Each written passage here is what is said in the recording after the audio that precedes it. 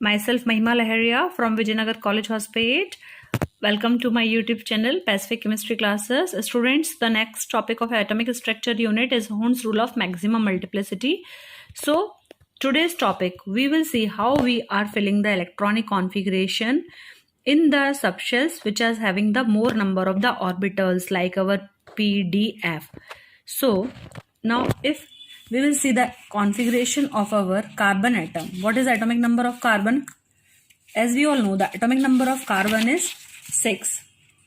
So there are two ways to write the atomic configuration. For example, we are writing it as 1s2, 2s2, 2p2. But if we are splitting this p in the orbital form, so it is 2px, 2py, 2pz. So if we are writing these two electrons together, and if we are writing this electron single, so which is the correct option here? So I will say how the filling of electrons will takes place in the subshells which are having the same energies, means this 2px, 2py, 2pz orbitals, these are the degenerates orbitals, means they are having the same energy. So if they are having the same energy, why we will give this electron together in this case? So this configuration is wrong. So this is explained by the Hund's rule कि we will fill the electrons first single and then pairing will take place. On the basis of the detailed study based upon the observation of spectra and the magnetic properties of the elements, Frederick Hund in 1925 gave an empirical rule called as the Hund's rule of maximum multiplicity. This rule governs the distribution of electrons among the orbital of the subshells. So what is this for? This rule is especially for the distribution of electrons among the orbitals of the subshells. According to this rule, electrons distribute in orbitals of a subshell in such a way as to give the maximum number of unpaired electrons having the parallel spin. So how the electron will be distributed? They will be distributed in such a manner that maximum number of unpaired electrons should be there and with the parallel spin.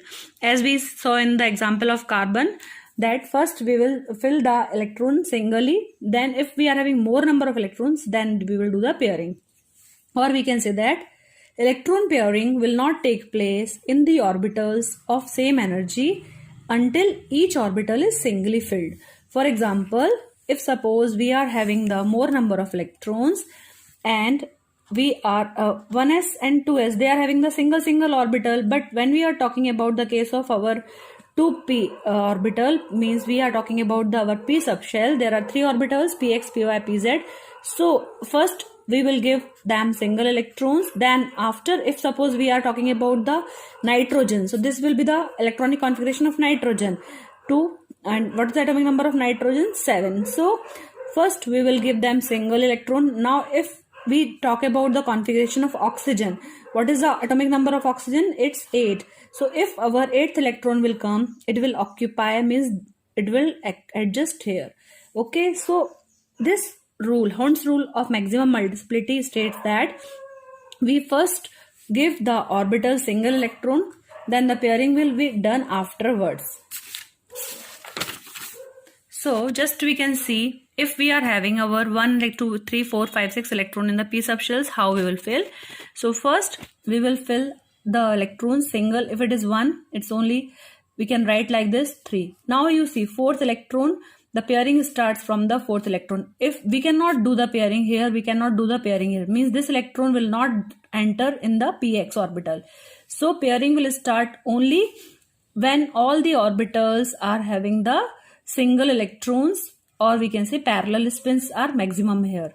Now you can see when the 5th electron will come, it will enter into the py, and when the 6th electron will come, it will enter in the pz. So this is first electron, second and third. This is the 4th electron, 5th electron and 6th electron, so on.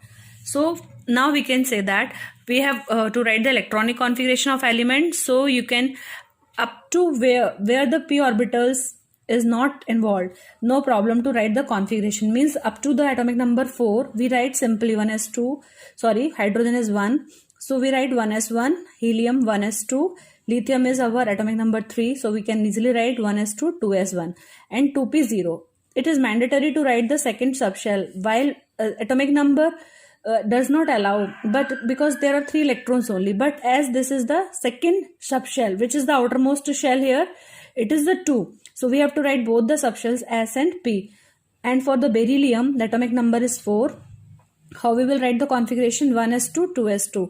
Then we can write in this manner also, or 2px, 2py, 2pz, they will also be 0 here.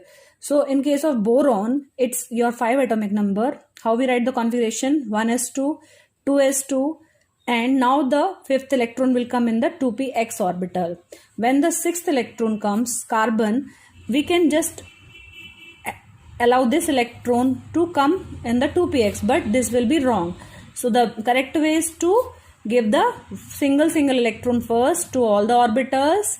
Then when we come to the atomic number oxygen 8, then only the pairing will start. Means first सबको single मिलेगा electron. If we are having extra, then only the pairing will be done. So this is the configuration up to the atomic number 10. Do practice it. Now let us see once again for the nitrogen. What is atomic number? 7. So how we will write the configuration? 1s2, 2s2. Now 2px, 2py, 2pz. We are having 3 electrons left. So first we will write 2px1, 2py1, then 2pz1. We cannot write like this 2px2 and 2py1. This will be the wrong way. So what the Hund's rule of maximum multiplicity state that first the orbitals will be singly filled, and if we are having extra electron, then only the pairing will start. So now for oxygen 1s2, 2s2, and now 4 electrons are left as atomic number of oxygen is 8. So we will first give single electrons to 3. So it is your 1, 2, 3, 4, 5, 6, 7. Now 1 electron is left. Then we will do the pairing. So this manner you can write the electronic configuration of oxygen. 1s2, 2s2, 2px2, 2py1 and 2pz1. Okay, we cannot write 2px2, 2py2. That will be the wrong. So half-filled orbital electron of the same subshell experience less interelectronic repulsions. Why we are doing like this? When the electrons are singly occupied, they will have less repulsion, and as they will have the less repulsion, they will be more stable. Because greater the repulsion, greater is the energy, and less is the stability. जितना ज़्यादा repulsion होगा, that will be more energetic, so stability will be less. But if less repulsion, more will be the stability. So half-filled, full-filled, empty orbitals have the more stability. This we already know. Half-filled orbitals, full-filled orbitals, and our empty orbitals are more stable. So what is the best explanation of Hund's rule?